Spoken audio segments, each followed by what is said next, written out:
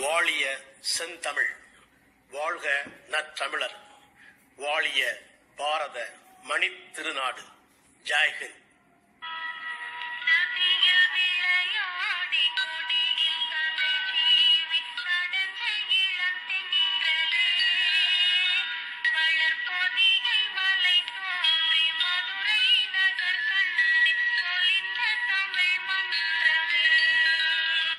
வையம் பயனுற வாழ்வோம்.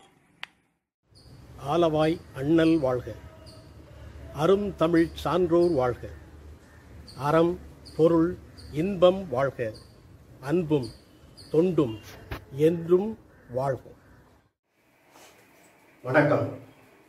இன்றைய குறள் இயற்றலும் ஈட்டலும் காத்தலும் காத்த வகுத்தலும் வல்லது அரசு. இதன் பொருள், அரசானது வருவாய் வரும் வழிகளை வகுக்க வேண்டும், வருவாயை பெருக்க வேண்டும், பெருகிய வருவாயை காக்க வேண்டும், காத்த நிதியை மக்கள் பயன்படுமாறு திட்டங்களை வகுத்து செயல்பட வேண்டும் என்பது வள்ளுவர் வாக்கு. இன்று நாம் எடுத்துக்கொள்ளக்கூடிய பாடம் 5 ஆண்டு திட்டங்கள். இந்த பாடத்திற்குள் செல்லும் முன் ஒரு சின்ன அறிவிப்பு. அதாவது, நம்முடைய காணொலியை பார்த்து வரும் சில நண்பர்கள் முதல் காணொலி கிடைத்ததாகவும் அதன் பிறகு தொடர்ந்து கிடைக்கவில்லை என்றும் சொல்கிறார்கள். அதனால் இந்த காணொலியின் துவக்கத்திலேயே காணொலியினுடைய முகவரியை யூடியூப் சேனல் தெரிவித்திருக்கிறோம். மேலும் நான் சொல்லுவது வாய்மொழியாக பேசிக்கொண்டிருக்கிறேன். கற்றலில் கேட்டல் நன்று என்ற பழமொழிக்கிணங்க. ஆனால் நூல் எதையும் புள்ளி விவரங்கள் எதையும் இதன் மூலம் சொல்ல முடியவில்லை. புள்ளி விவரங்களை அல்லது ஸ்டடி மெட்டீரியல்ஸ் படிக்கக்கூடிய புத்தகங்களை வேண்டுமென்றால் மதுரையில் உள்ள அண்ணன் வாசுதேவன் அல்லது சிவகாசியில் உள்ள சகோதரர் கந்தசாமி ஆகியோரை தொடர்பு கொண்டு பெற்றுக்கொள்ளுமாறு கேட்கிறோம். அந்த புத்தகங்களை படித்துக் கொண்டும் நீங்கள் பட்டய பயிற்சியில் படித்த புத்தகங்களை படித்துக் கொண்டும் வந்தால் நான் சொல்லக்கூடிய செய்திகளை உங்களால் உருவாக்க முடியும். சில செய்திகளை நான் புத்தகங்களிலிருந்து வெளியும் தேடி உங்களுக்கு தருகிறேன். அதை நீங்கள் குறித்து வைத்துக் கொள்ளுங்கள். பாடத்துக்கு செல்லலாம். 5 ஆண்டு திட்டங்கள் என்பது 1950 இருந்து 2014 வரை நம் நாட்டில் அமுலில் இருந்தது. 5 ஆண்டு திட்டம் என்றால் என்ன என்பதை முதலில் தெரிய வேண்டும். ஒரு நாடு முன்னேற வேண்டும் என்றால் ஒரு திட்டம் வேண்டும். ரஷ்யாவில் ரஷ்ய புரட்சிக்கு பின் ஜோசப் ஸ்டாலின் என்ற அதிபர் பதவிக்கு வந்தார். அவர் 1928 அந்த நாட்டின் முன்னேற்றத்திற்காக 5 ஆண்டு திட்டங்களை அறிமுகப்படுத்தினார். அதே வழியில் இந்தியாவும் முன்னேற வேண்டும் என்ற நோக்கோடுதான் இந்த 5 ஆண்டு திட்டங்கள் 1950 அமுல்படுத்தப்பட்டன. இதற்கென்று ஒரு திட்டக்குழு இருந்தது, பிளானிங் கமிஷன். அந்த திட்டக்குழு 5 ஆண்டுகளில் நிறைவேற்ற வேண்டிய திட்டங்களை வகுத்து கொடுக்கும், நிதியை ஒதுக்கீடு செய்யும். அதன்படி வளர்ச்சி பணிகள் நடைபெற்றன. அதாவது 1951 முதல் 1956 வரை முதல் 5 ஆண்டு திட்டம் நடைபெற்றது. அதாவது இந்த 5 ஆண்டு திட்டத்தை நீங்கள் கூர்ந்து கவனித்துக் கொண்டே வர வேண்டும். ஏனென்றால் இது கூட்டுறவு மேலாண்மை என்ற பாடத்திலும் வரும், பொது அறிவிலும் இந்த 5 ஆண்டு திட்டங்கள் பற்றிய கேள்விகள் வரலாம். எனவே இரு பயன்கள் இருப்பதால் இதை சரியாக புரிந்து கொள்ளுமாறும் குறிப்பிடுத்திக் கொள்ளுமாறும் அன்போடு கேட்டுக்கொள்கிறேன். 1951-56 ஆண்டு முதல் திட்டம். இந்த முதல் திட்டத்தில் நமக்கு அனுபவம், ஃபர்ஸ்ட் ட்ரையல் அண்ட் எக்ஸ்பீரியன்ஸ் என்ற முறையில் கூட்டுறவில் 50% கிராமங்களை சேர்க்க வேண்டும். மொத்த கிராம மக்களில் 30% மக்களை இந்த கூட்டுறவு இயக்கத்திற்குள் கொண்டு வர வேண்டும். 130 கோடி ரூபாய் விவசாய கடன் வழங்க வேண்டும் என்று திட்டமிடப்பட்டது.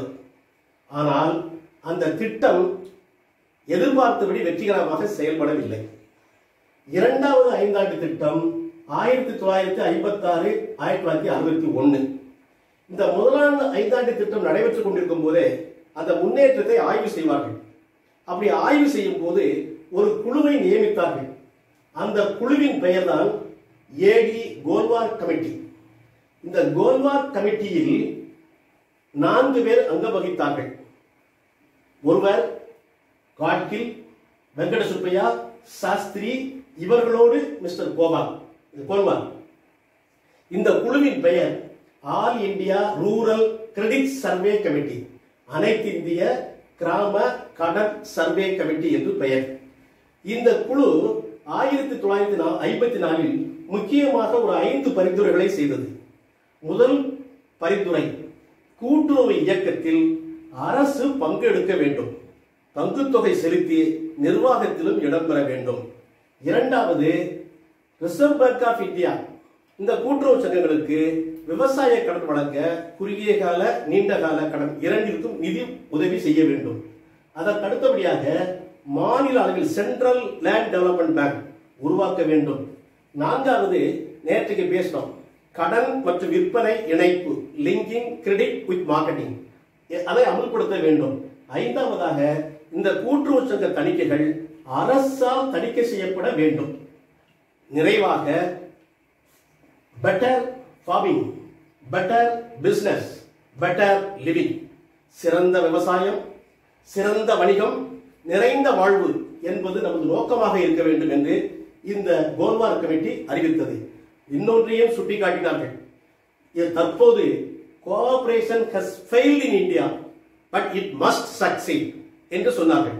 அதாவது கூட்டுறவு தற்போது தோல்வி அடைந்து விட்டது, ஆனால் நிச்சயமாக அது வெற்றி பெற வேண்டும் என்றார்கள். அந்த அடிப்படையில் இரண்டாவது திட்டம் தயாரிக்கப்பட்டது. இரண்டாவது திட்டத்தில் தொழில்மயமாக முயற்சி எடுக்கப்பட்டது.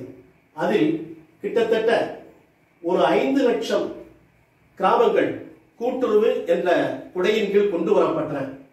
சுமார் 2 லட்சம் கூட்டுறவு சங்கங்கள் அமைக்கப்பட்டன. இது இரண்டாவது 5 ஆண்டு திட்டத்தின் முன்னேற்றம். இந்த காட்கில் குழுவின் கோல்வால் கமிட்டியினுடைய அறிக்கை வேலை செய்ய ஆரம்பித்தது 61 முதல் 66 வரை. ஆனால் அப்போது ஒரு சோதனை வந்தது. என்னென்ன சோதனை என்று கேட்டிருந்தால், 1962 தான் இந்திய சைனா யுத்தம், அடுத்தது 1965 பாகிஸ்தான் இந்தியா யுத்தம், 1961 பஞ்சம். இந்த 3 இடையூறுகளும் இந்தியாவை தாக்கின. ஆனாலும் கூட இந்த காலகட்டத்தில் திட்டமிட்ட பணியாகும் ஒரு 4 முன்னேற்றங்கள் நடைபெற்றன. ஒன்று, கூட்டுறவு சங்கங்களிலுடைய இட்டு வைப்பும் பங்கு தொகையும் அதிகரித்தன. இரண்டாவது, 56 சர்க்கரை ஆலைகள், 132 நூற்பாலைகள், 1800 கூட்டுறவு விற்பனை சங்கங்கள், 168 அரிசி ஆலைகள், 524 எண்ணெய் ஆலைகள் உருவாகின. 150 லட்சம் விவசாயிகளுக்கு கடன் வழங்கப்பட்டது. இதை விட முக்கியமானது, விவசாயிகள் விளைச்சலை உடனே விற்க முடியாது. உடனடியாக விற்றால் அவர்களுக்கு போது ஆதாயம் கிடைக்காது. அதை நல்ல விலை வரும் வரை காப்பாற்றி பாதுகாக்க வேண்டும். அதற்கு கிடங்குகளும் தேவை. அதாவது இந்த காலகட்டத்தில் 350 வேர்ஹவுசிங் கார்பரேஷன் கிடங்குகள் கட்டப்பட்டன. சுமார் 5500 கிட்டங்கிகள் அமைக்கப்பட்டன. இந்த அடிப்படை கட்டமைப்பு வசதிகள் இந்த 5 ஆண்டு திட்டத்தால் நிறைவேற்றப்பட்டன. மூன்றாவது 5 ஆண்டு திட்டம் 1961-66 என்ன சொன்னேன், பஞ்சம் வந்தது, இந்த முன்னேற்றம் கிடைச்சிச்சு. ஆனா அந்த பாதிப்பு இருந்ததனால் 66 முதல் 69 வரை 5 ஆண்டு திட்டம் நிறைவேற்ற முடியவில்லை. அது ஆண்டு திட்டமாக ஒவ்வொரு ஆண்டும் செயல்பட்டு வந்தன. 4வது 5 ஆண்டு திட்டம் 1969 முதல் 1974 வரை. இது இந்திய வரலாற்றில் மிக முக்கியமான காலகட்டம். ஏனென்றால் 14 தேசிய வங்கிகள் தேசியமயக்கப்பட்டன. பசுமை புரட்சி வந்தது, குடும்ப கட்டுப்பாடு வந்தது, பாகிஸ்தான் யுத்தம் வந்தது, வங்கதேச யுத்தம் வந்தது, பொக்ரான் அணுசோதனை நடந்தது. இதெல்லாம் ஏன் வந்தது என்று கேட்டால், பசுமை புரட்சி ஏன் வந்தது? இந்தியாவில் பாரதி காலத்தில் சொன்னார், தனியொருவனுக்கு உணவு இருந்தால் இந்த சகத்தினை அழித்து விடுவோம் என்றார். பட்டினி, பசி தாங்க முடியல, விவசாயத்தில் நமக்கு உணவுப் பொருள் இல்லை. அப்ப என்ன பண்ணான்னு கேட்டீங்கன்னா, வெளிநாட்டில் இருந்து உணவுப் பொருட்கள் இந்தியாவுக்கு இறக்குமதி செய்யப்பட்டன. அந்த இறக்குமதியை தவிர்த்து நம்முடைய சுய உற்பத்தியை பெருக்க வேண்டும் என்பதற்காக உருவாக்கப்பட்டதான் பசுமை புரட்சி. அதற்கு அடுத்தபடி இந்தியாவின் ஜனத்தொகை எதிர்பார்த்ததை விட பல மடங்கு பெருகி வந்தது. அவர்களுடைய கட்டுப்படித்தால்தான் இந்த இயற்கை வளங்களை எல்லோரும் அனுபவிக்க முடியும் என்பதற்காக நாம் இருவர், நமக்கு இருவர், 2க்கு மேல் இப்போது வேண்டாம், 3க்கு மேல் எப்போது வேண்டாம் என்ற குடும்ப கட்டுப்பாடு முழங்கப்பட்டது. அதற்கு அடுத்தபடியாக அமெரிக்கா பாகிஸ்தானுக்கு ஆதரவாக செயல்படுவதாக தெரிந்தது. அதை எதிர்கொள்வதற்காகத்தான் பொக்ரான் அணுசோதனை நடத்தப்பட்டது. ஆனாலும் இந்த காலகட்டத்தில் ஜூன் 75 முதல் மார்ச் 77 வரை ஒரு விரும்பத்தகாத சம்பவம் நடந்தது. அதுதான் எமர்ஜென்சி என்று சொல்லக்கூடிய அவசர நிலை பிரகடனம். இந்த அவசர நிலை பிரகடனம் ஏன் ஏற்பட்டது என்று கேட்டால், அன்றைய காலகட்டத்தில் இந்தியாவின் பிரதமராக மாண்புமிகு இந்திரா அம்மையார் இருந்தார்கள். அவர்கள் தங்களுடைய அதிகாரத்தை தவறாக பயன்படுத்தியதாக அவர் மீது வழக்கு தொடுக்கப்பட்டது. அலகாபாத் நீதிமன்றம் அவர் குற்றவாளி என்றும் 7 ஆண்டுகள் அவர் பதவியில் இருக்க முடியாது என்றும் ஒரு தீர்ப்பினை வழங்கியது. அந்த தீர்ப்பு இந்தியா வரலாற்றில் மிக முக்கியமான தீர்ப்பு. இந்த தீர்ப்பை எதிர்கொள்ள நினைத்த பிரதமர் அவசர நிலையை பிரகடனம் செய்து இந்திய அரசியலமைப்பு சட்டத்தையே மாற்றினார்கள். அந்த சட்டப்படி நாட்டில் உள்ள பிரதமர் மீது எந்த நீதிமன்றமும் வழக்குகளை விசாரிக்க முடியாது என்ற மாதிரி ஒரு அரசியல் சட்ட திருத்தத்தை கொண்டு வந்தார்கள். அதற்கு பின்னால் வந்த மொரார்ஜி தேசாய் அவர்கள் சட்டத்திற்கு முன் எல்லோரும் சமம் என்று அந்த சட்ட திருத்தத்தையே ரத்து செய்ய விட்டார்கள். இது நீங்க அரசியலமைப்பு சட்டத்தை படிக்கும் போது தெரிந்து கொள்ளலாம். இப்போ இந்த காலகட்டத்தில் தான் 2 அமைப்புகள் வந்தன. SFDA என்ற ஒரு அமைப்பு. SFDA என்பது ஸ்மால் ஃபார்மர்ஸ் டெவலப்மெண்ட் ஏஜென்சி, சிறு விவசாயிகள் வளர்ச்சி குழுமம். இந்த SFDA அமைப்பு மூலமாகவும் விவசாயிகள் விளைபொருட்களை பெருகின. கூட்டுறவு விற்பனை சங்கங்களோடு கூட்டுறவு பதனிடும் சங்கங்களும் பெருகின. பதனிடும் சங்கங்கள் என்றால் விற்பனை சங்கம் என்பது மூலப்பொருளை அப்படியே வாங்கி விற்பனை செய்வது. அதன் மூலப்பொருளை கூடுதல் மதிப்புள்ள பொருளாக, உதாரணமாக டீ லீவ்ஸ் வருது, தேயிலை வருது, அந்த தேயிலையை தேயிலை தூளாக மாற்றுவது. இப்படி ஒன்றொன்றையும் பதப்படுத்தும் கூட்டுறவு சங்கங்கள் 4வது ஐந்தாண்டு திட்டத்தில் நடந்தேறின. அதற்கு அடுத்தபடி 74 to 78 உண்மையான திட்டம் 79 வரைக்கும் இருந்திருக்கணும், ஐந்தாண்டு திட்டம். அது ஏன் இல்லைன்னா, இந்திரா அம்மையார் கொண்டு வந்த அவசர நிலை காரணமாக நடந்த தேர்தலில் அவர் தோற்கடிக்கப்பட்டார். அவருக்கு பதிலாக மொரார்ஜி தேசாய் அவர்கள் பதவிக்கு வந்தார்கள். இதனால 79 வரை திட்டம் 78ஆக சுருக்கப்பட்டது. இந்த காலகட்டத்தில் தான் 20 அம்ச திட்டம், 20 பாயிண்ட் ப்ரோக்ராம் என்ற ஒரு திட்டம் இந்தியாவில் அமலில் இருந்தது. இந்த காலத்தில் தான் FSCS, farmers service cooperative society, உழவர் பணிக்கூட்டுறவு சங்கம் என்ற அமைப்பு உருவானது. இந்த FSCS என்ற உழவர் பணிக்கூட்டுறவு சங்கத்தின் சிறப்பு என்னவென்றால், ஒரு சங்கத்தில் அந்த விவசாயிகளுக்கு தேவையான அத்தனையும் கிடைக்க வேண்டும். அதாவது ஆல் அண்டர் ஒன் ரூஃப். உரம், பூச்சி மருந்து, விதை, கடன் எல்லாம் அங்க கிடைக்கும். அதுதான் ஃபார்மர்ஸ் சர்வீஸ் கோஆபரேட்டிவ் சொசைட்டி. பெரிய லெவல்ல ஒரு 10,000 உறுப்பினர்கள் உள்ள சங்கமாக இந்த ஃபார்மர்ஸ் சர்வீஸ் கோஆபரேட்டிவ் சொசைட்டி அமைக்கப்பட்டது. அந்த காலகட்டத்தில் கூட்டுறவு பயிற்சி வேண்டும், எல்லாருக்கும் இந்த கூட்டுறவு பற்றிய விழிப்புணர்வு இல்லை. எனவே கூட்டுறவு பயிற்சிக்கு ஏற்பாடு செய்யப்பட்டது. அதற்கு அடுத்தபடியாக 78க்கு பிறகு 78 to 80 இதிலும் இந்திரா காந்தி, மொரார்ஜி தேசாய் ஆட்சி மாறி மாறி வந்ததனால் ஐந்தாண்டு திட்டம் செயல்படுத்த முடியவில்லை. 1980 to 85 இந்த காலகட்டம் 6வது ஐந்தாண்டு திட்டமாக அமலுக்கு வந்தது. இந்த கட்டத்தில் தான் சிவராமன் குழு என்ற ஒரு குழு அமைக்கப்பட்டு தேசிய அளவில் கூட்டுறவு நிறுவனங்களை உருவாக்க வேண்டும். MPCS, multi purpose cooperative society, பலநோக்கு கூட்டுறவு சங்கம். ஏற்கனவே FSCS மாதிரி தான் இந்த MPCS. இந்த பலநோக்கு கூட்டுறவு சங்கம் என்பது விவசாயிகளுக்கு கடன் கொடுப்பது மட்டுமல்லாமல் விவசாயிகளுக்கு தேவையான நுகர்பொருட்களையும் அங்கே வழங்க வேண்டும் என்று உருவாக்கப்பட்டது. இந்த கூட்டுறவு தேசிய அளவில் தேசிய ஊரக வளர்ச்சி வங்கி, மாநில அளவில் state cooperative rural development bank இருக்குது. அதே மாதிரி நேஷனல் லெவல்ல ஒரு சங்கம் உருவாக்கப்பட்டது. அடுத்த காலகட்டம் 85 to 90 ராஜீவ் காந்தி அவர்கள் பிரதமராக பதவியேற்ற காலம். இந்த காலகட்டத்தில் பொது விநியோக திட்டம், மக்களுக்கு குறைந்த விலையில, நியாயமான விலையில, சரியான இடையில உணவுப் பொருட்கள் கிடைக்க வேண்டும் என்பதற்காக பிடிஎஸ் பப்ளிக் டிஸ்ட்ரிபியூஷன் சிஸ்டம் எனப்படும் பொது விநியோக திட்டம் இந்தியா முழுவதும் அமல்படுத்தி வந்தது. NAFED என்று சொல்லக்கூடிய national agricultural federation marketing federation உருவாக்கப்பட்டது. இந்த காலகட்டத்தில் தான் அதாவது ஐசிடிபி என்ற இன்டகிரேட்டட் கோஆபரேட்டிவ் டெவலப்மெண்ட் ப்ராஜெக்ட் ஒருங்கிணைந்த கூட்டுறவு வளர்ச்சி திட்டம் என்ற ஒரு திட்டம் அமல்படுத்தப்பட்டது. அந்த திட்டத்தின் விளைவாக கிட்டத்தட்ட 100 லட்சம் டன் உணவுப் பொருட்களை பாதுகாக்கக்கூடிய அளவுக்கு கிட்டங்கிகள் பெருகின. இந்த 85-90க்கு அடுத்த வந்த காலம் சோதனையான காலம். 1990 to 92 என்ன சோதனை காலம் என்றால் 1991 ராஜீவ் காந்தி கொல்லப்பட்டார். இந்திய பொருளாதாரம் மிக வீழ்ச்சி அடைந்திருந்தது.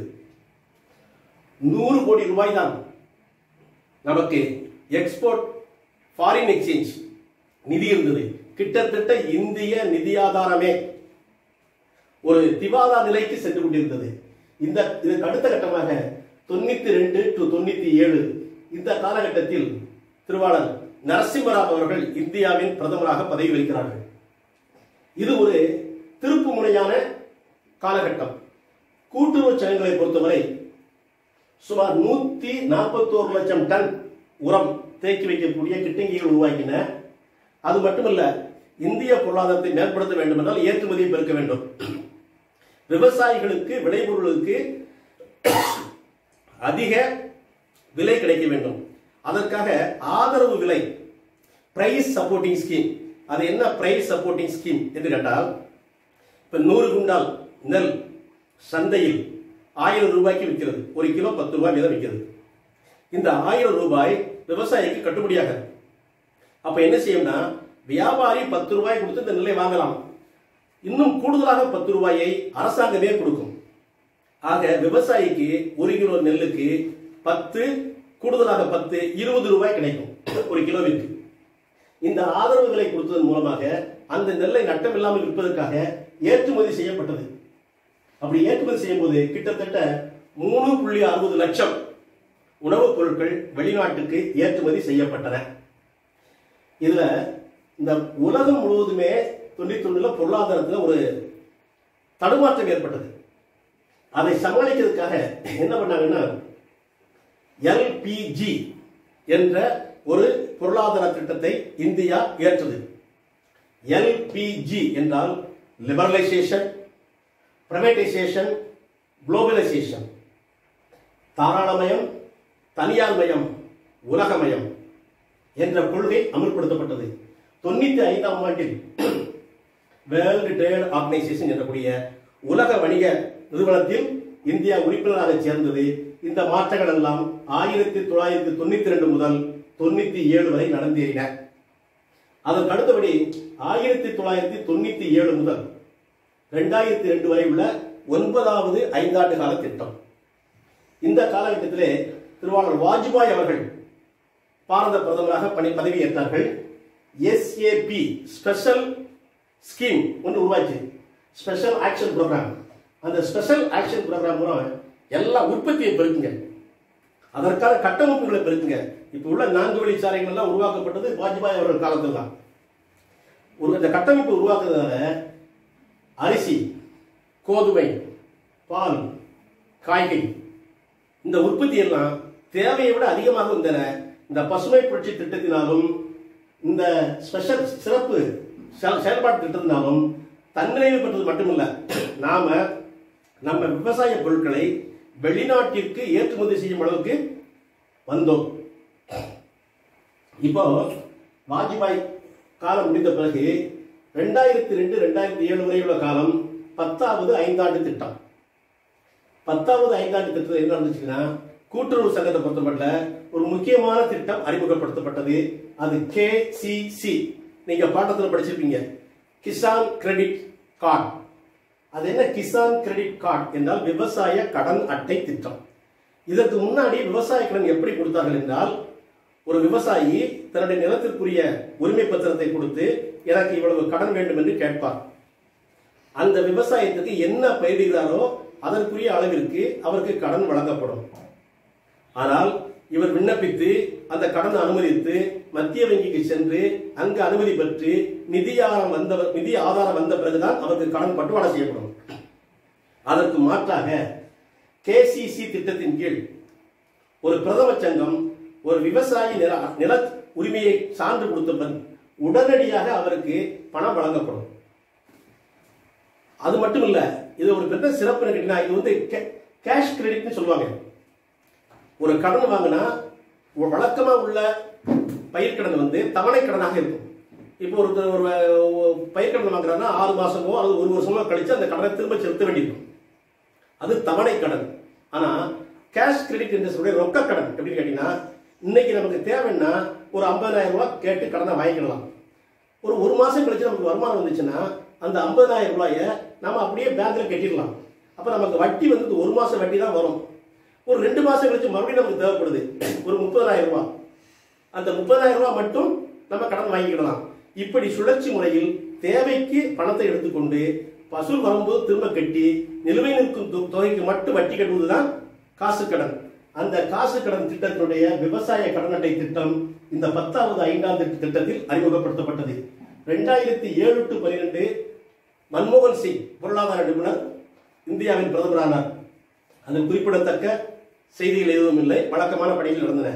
2012 to 17 இந்த காலகட்டத்தில் ஆட்சி மாற்றம் ஏற்படுகிறது.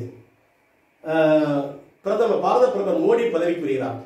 அவர்களுடைய தேர்தல் வாக்குறுதியிலேயே இந்த திட்டக்குழு கலைக்கப்படும் என்று அறிவிக்கிறார். அதன்படி 17/8/2016 திட்டக்குழு கலைக்கப்பட்டு விட்டது. அதற்கு பிறகு இந்த திட்ட பிளானிங் கமிஷன் இல்லை. அதற்கு மாற்றாக நிதி ஆயோக் என்ற ஒரு அமைப்பு உருவாகிச்சு. நிதி ஆயோக்னா NITI NIT national institute for transformation of India. இது 2 அர்த்தம் வரும். National institute for transformation of India என்று வரும். நிதி என்பது பணத்தையும் குறிக்கும். அந்த நிதி ஆயோக் என்ற திட்டம் அமல்படுத்தப்பட்டது. தற்போது நிதி ஆயோக் என்ற திட்டம் அமலுக்கு வருகிறது. இந்த பிளானிங் கமிஷனுக்கும் நிதி ஆயோக்குக்கும் என்ன வித்தியாசம் என்று கேட்டால், பிளானிங் கமிஷனுக்கு அதிகாரம் இருந்தது. அவர்கள் தான் நிதியை மாநிலங்களுக்கு வழங்கினார்கள். எந்தெந்த திட்டத்தை அமல்படுத்த வேண்டும் என்று மாநிலங்களுக்கு அந்த திட்டக்குழு தான் ஆணையிட்டது. ஆனால் நிதி ஆயோக் என்பது ஒரு அட்வைசரி கமிட்டி, ஒரு ஆலோசனை குழு மட்டுமே. என்னென்ன திட்டங்களை அமல்படுத்தலாம் என்ற ஆலோசனைகளை இந்த நிதி குழு பரிந்துரை செய்யும்.